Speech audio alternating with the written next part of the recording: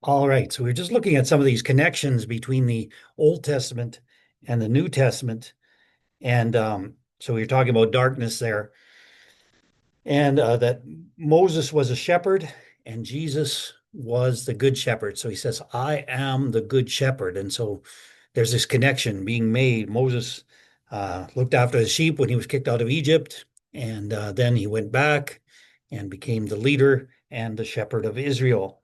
Um, Moses split the water. So he went to the Red Sea and he stretched out his rod, and the Red Sea parted.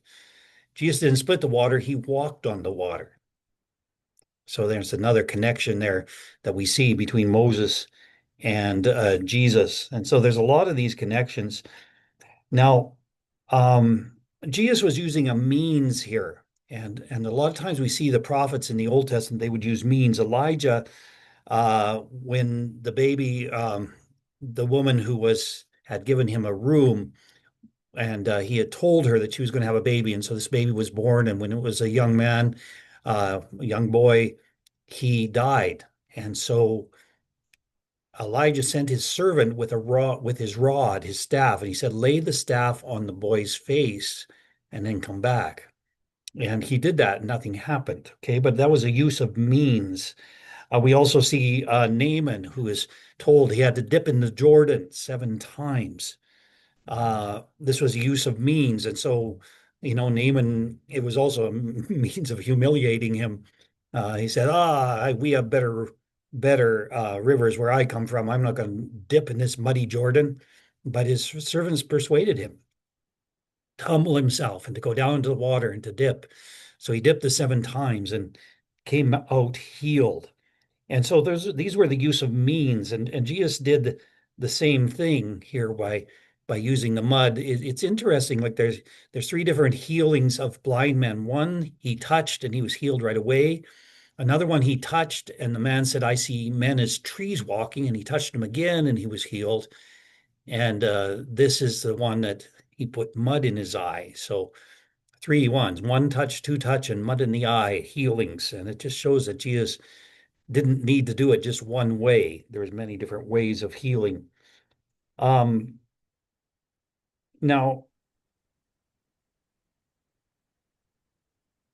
it's another interesting thing here is that, you know, getting dirt in your eye or mud in your eye. I don't know if you've ever done that. We used to, when we were swimming with the kids, sometimes we have mud fights and stuff like that, and we had to stop it because if you get mud in your eye, it hurts so bad, and it's really hard to get that sand and that mud out of your eye, and you have to, keep dipping your head in the water and stuff to try and get rid of that. And so the very thing that could have made someone blind, Jesus uses to heal.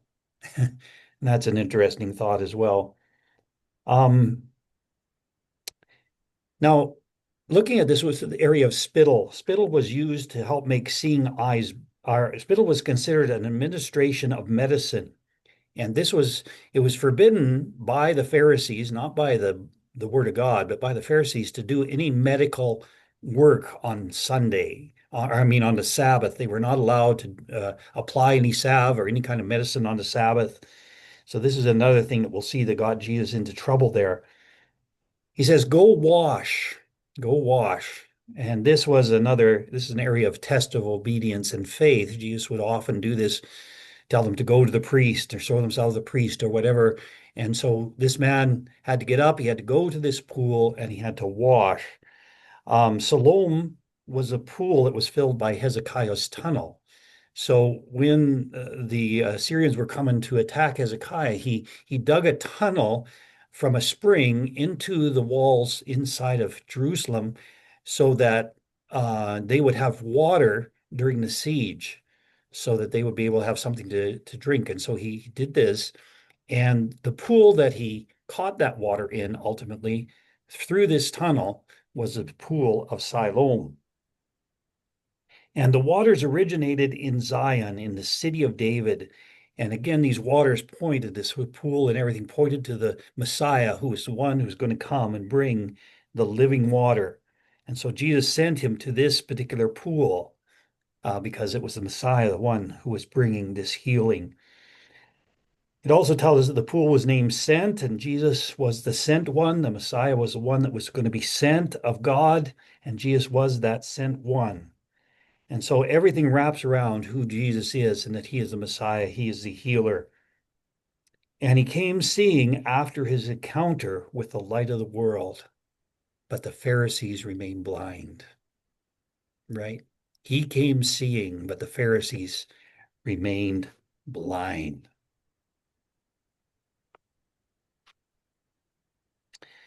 So then, verses 8 to 12, it says, therefore, the neighbors and those who previously seen that he was blind said, is not this he who sat and begged?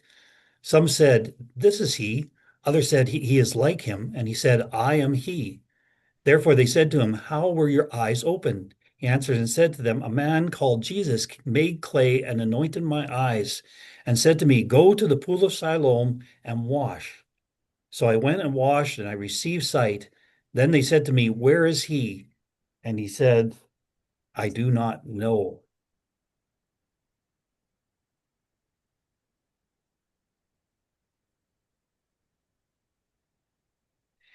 So this man who got healed, he became a great curiosity because this was an amazing miracle. And so, this is what happens in the world too. We have this guy, Sid Roth, who does a program on television stuff, and he's always trying to bring the most sensational miracles or the most sensational things because people just love these sensational things and want to hear about them. And so they're asking, how could this happen? Are you sure he was blind? You can imagine what would happen in a situation around us if we saw something like this happen. We'd be wondering, how did this take place? How could this have happened? What's going on? We want to find the cause of the miracle. We want to find how did it happen? We would want to know. And so the interrogation is in this part of what John's recording here is very important because what it does is it shows the validity of the miracle. A lot of people say, oh, the people back then they were just into mythology and they were just simple, backward people, and they would believe anything. But John says, no, no, that's not what happened. They investigated. They were just as curious as we would be. And they looked into the miracle. They looked into it very closely, which showed that Jesus' miracles were valid miracles because the people would investigate them and they knew that they were true. They knew the people that the miracle was done on, and they had the testimony of the guy who it took place. And so they actually knew that this was a real miracle and that it had taken place. They didn't just accept it easily. They wanted to know. They wanted to know why. And so I believe that John includes this in here because he wants us to see that, yes, the miracles of Jesus were valid. They stood up to investigation. They stood up. They stood up to interrogation, and they were real and they were true. And so I think that that's important for us to know. All right, we're going to stop there. Does anyone have any comment or anything that they'd like to make about what we've been sharing on this one, this miracle that took place?